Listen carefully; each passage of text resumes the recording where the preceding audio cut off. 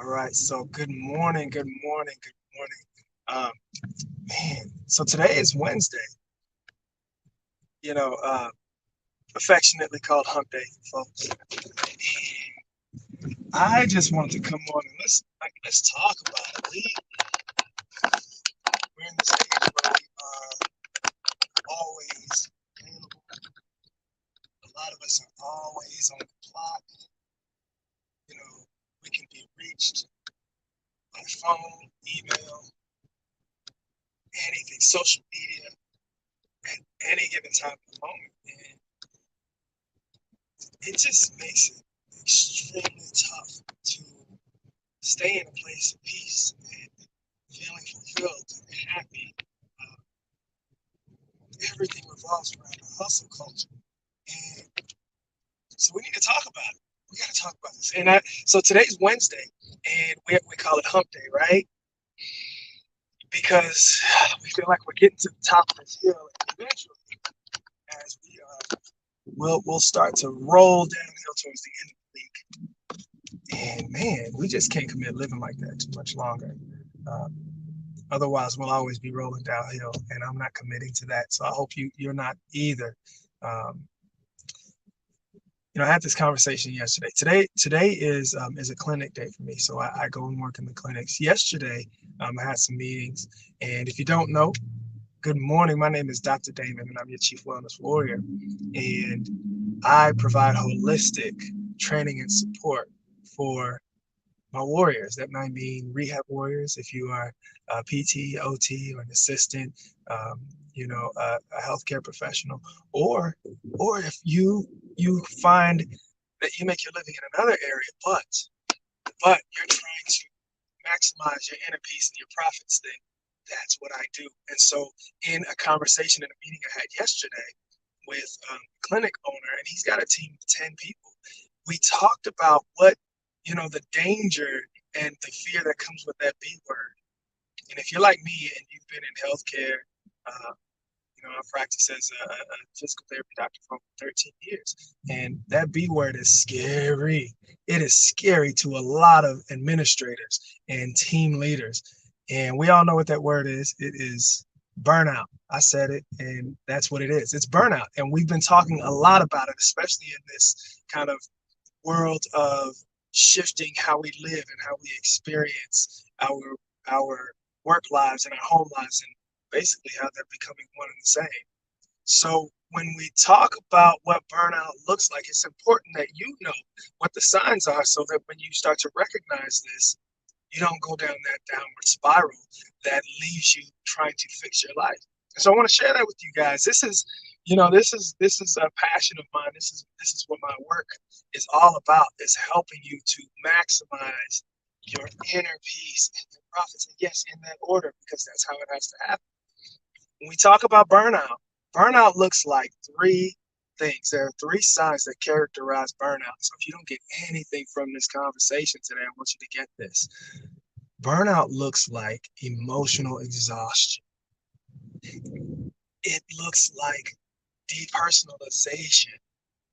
And it feels like a low personal accomplishment in what you're doing. So imagine, you finally got your dream job.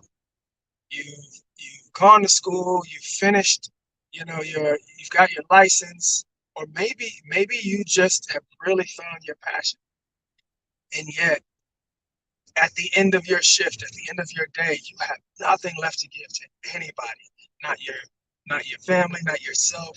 Emotionally, you have put everything on the line for your patients and your clients, and you just can't seem to have anything left. That emotional exhaustion is real, and I'm not talking about just being tired because you didn't get as much rest as you usually do, or because or you're having a pretty busy week on the job. I'm talking about emotionally, you feel disconnected from those around you and from yourself, and it's a place of loneliness. It's a place of feeling just stressed all the time. That's real. A lot of us went through that with what COVID brought to the table, but how many of us are still living in that reality and don't quite understand why? That could be a sign of burnout. And then we talk about this depersonalization. For a lot of us, the people I work with who are entrepreneurs or who are clinicians, particularly, we find so much joy in giving our special talents and our special skills of how we connect with our patients and our clients. And as much as that is a big part of what has drawn us to our respective fields, we see that disappear. We see that dissipate when we talk about experiencing burnout and what that looks like. I know that there was a time in my career personally where, and I listen, I'm not tooting my own horn, but I'm an amazing physical therapist. And I know that because I put in the work and I've gained the skills and the knowledge, to really lean on what I bring to the table. And there was a time in my career where I felt like all I could do was go through the motions. Just going through the motions, like do this exercise, okay, stand over here. Okay, reach for that. Okay, pick this up. And it's a real experience where you start to find that you don't bring your special spark to your working. You don't bring that special kind of inside gift that you have that people look and they go, man, like I have a good therapist, but like this guy, or I have a really good, I have a really good nurse, but she's the one. That that goes away when we're experiencing and going through burnout. And it's sometimes can be tough to see because we start to just think that, oh, it's the job, they've made these changes, and oh, they're asking something different of me, or the productivity is the reason that I can't give. Or no, this is a depersonalization where we personally kind of find ourselves detaching and pulling away from the heart of why we do what we do. And gosh, it really hits you. And that's why a lot of people start to decide to leave the field they're in. They decide that I don't want to be this anymore. I don't want to be this anymore. And that is what burnout brings to the table. Burnout does that to us, and we have to learn to recognize that.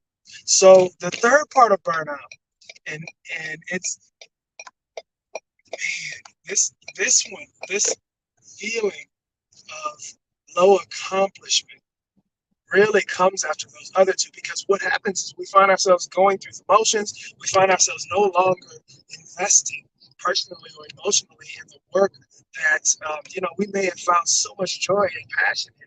And now our sense of accomplishment is just out the window. Now I'll tell you, as a physical therapist, a lot of us hit this when we hit that ceiling of being, that ceiling of being a clinician and working with our patients one-on-one, or one-on-two, or three, depending on your area of practice. But we get to this space because we realize that we kind of hit a ceiling. Maybe there's not any space, or there's not room for us to grow in our careers. We feel like, besides becoming an administrator or a clinic manager, there's nowhere for us to go. There's nowhere else for us to go. And we don't know what to do with that. And we feel stuck or locked in to just being in this place where we can't grow financially. We can't grow personally to really expand our own experience and our own careers. And that's a real place. And I think that's a real reason why a lot of us in the clinic and in healthcare are feeling this burnout. So when we look at it, the research is clear. There are specific signs and experiences that can relate to how and why we find ourselves in this burnout era.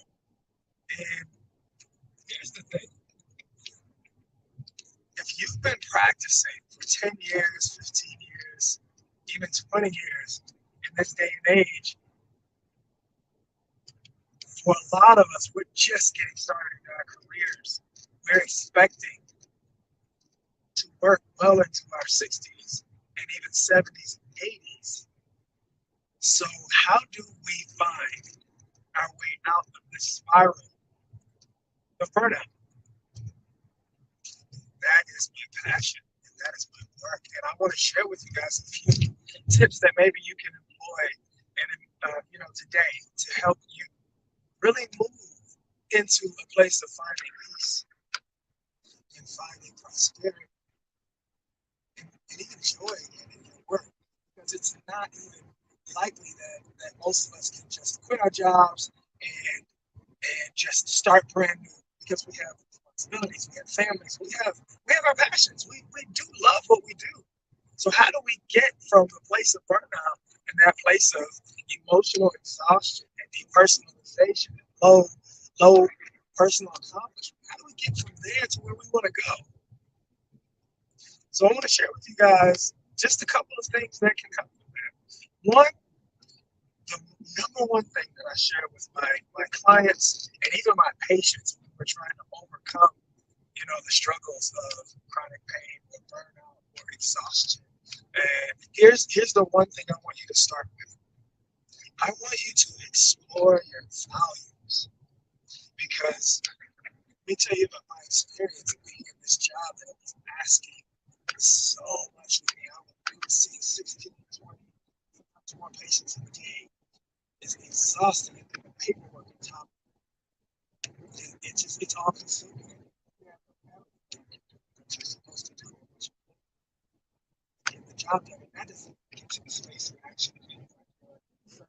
So here is what you can do right now. Right now, I want you to think about this today.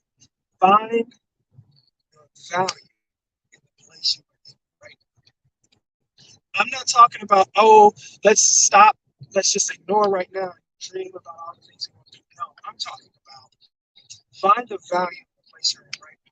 I had a job that was asking entirely too much of me, and I stayed there. I clocked in day after day, week after week, month after month, and I had to ask myself, why am I still here? What is it about this experience, this job, this place, these people that keeps me personally coming back when I could quit this job and go find another one? Because what happens is we quit the job and we go find another one that's just like it. We go right back to what we're comfortable with, or where we found, familiarity, and then we start the cycle all over again. So here's what I want you to do: is you don't have to go quit your job right now. You don't have to all of a sudden become this generational wealth oriented entrepreneur. I want you to find out why you're in the place you're in right now, what it is you value, what is it that speaks to you in this job. For me, that job that asked so much of me, that was legitimately putting food on my family's table, but that was eating me up on the inside. I found that I could align with their value of providing therapy to everyone. To everyone. One of their core values was that anyone who walked in this door could have therapy, that they earned it, they deserved it, and that no matter how much we got paid for their treatment, we would provide it, because we're going to run a system that allows us to respect and honor people that way. This meant that people would drive an hour out of their way to come and have therapy with me and my colleagues, because every PT clinic on the way here told them, no, we don't take your insurance, or no, you can't pay cash unless you can give us this much, or no, we don't provide care for people, or for the people who are going through what they're going through, or who have that diagnosis, or who come from this doctor.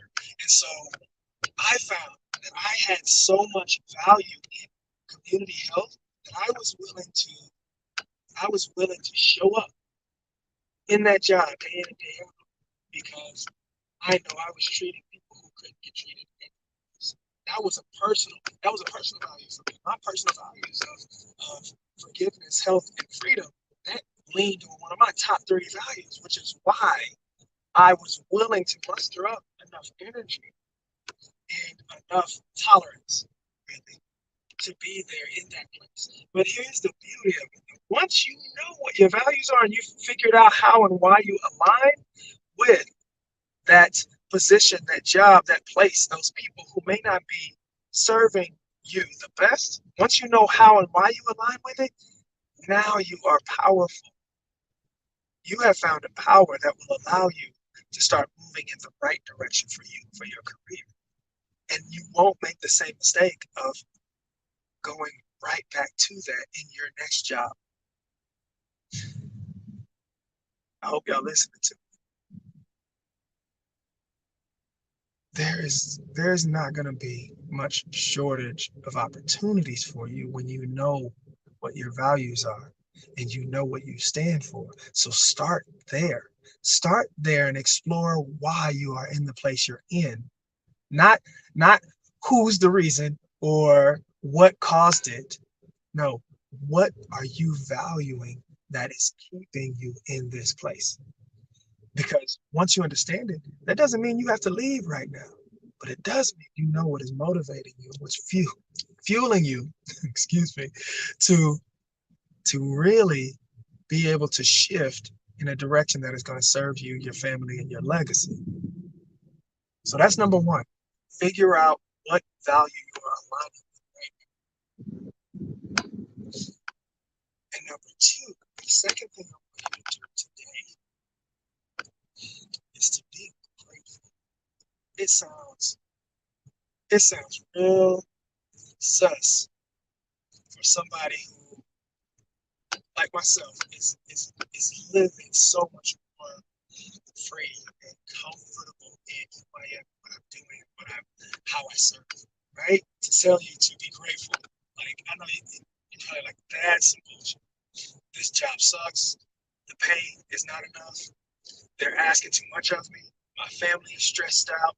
I'm stressed out. I don't know what to do. All those things can be true and real. And I know those things because I got them. I'm dealing with some of that too. Of course, that's the nature of living. But what I'm telling you to do is to be grateful for the ways you are able to serve. Be grateful for the ways you are able to support your family. Be grateful for the ways you are able to show up physically and mentally and spiritually, because there are people out here, and I don't mean to make light of their struggles, but there are people who are praying for and asking for the place you're in right now. They are asking for what you have. Being grateful for what you have tells the universe what you want more of. Honoring what you have and where you've come so far, it tells God that you are ready for more and that you can handle and honor and cherish what you have. Being grateful emits a vibration that attracts greater things to you so that you can grow in your feelings of gratefulness and gratitude. So that is why it's so important that you can be mindful and in this moment be appreciative of the blessings that are right here before you. We attract what we are grateful for and what we are honoring. So, yes, in the midst of the struggle and the trials of figuring it out, as we all are, you have got to understand what values you're aligning, and you've got to be able to keep that in focus so that you know what your next move should be. And two, you've got to find grateful energy in how and why you are where you are. Listen, y'all, it is real out here, and you have one life to create a legacy for yourself and for those who come after you. So I encourage you to not shy away from the things that make you uncomfortable, that make you feel like you don't belong here. I encourage you to have faith in your strength and in your power and in your energy, and be mindful that the moment you decide that what you have is enough, and at the same time commit to being and having more, that's what changes for you. You hear that? That's a message. I want you guys to have an amazing amazing Wednesday. This is not a hump day for me because we're only going up. We're not rolling down into the weekend. We're moving into greatness every single day. So I want to encourage you all to go out there, be your best self, live the best you can for today. And don't let burnout kick you, because we're overcoming that. If you are interested in learning more about this space and growing with me, I welcome you all to join me in my Willpower Warrior program. This is an experience that helps to lay out the stepping stones for you personally in real life, in real time, what it looks like for you to grow your inner peace and your profits in all of the ways that you want to live a better and best life for yourself. So I'm excited. I'm welcoming you to jump in this and start your own journey with us. You can learn more at our website, thewillpowerwellness.com. DM me, message me, comment down here, and tell me what things you're grateful for today. Like, tell me what things you're grateful for right now. Talk to us. Share what your top values are, because those are the things that will sustain you and continue to build your legacy. So I'm excited. I'm off to the clinic. I've got some physical therapy patients I'm going to be working with today. And let's go out and be inspired. Be well.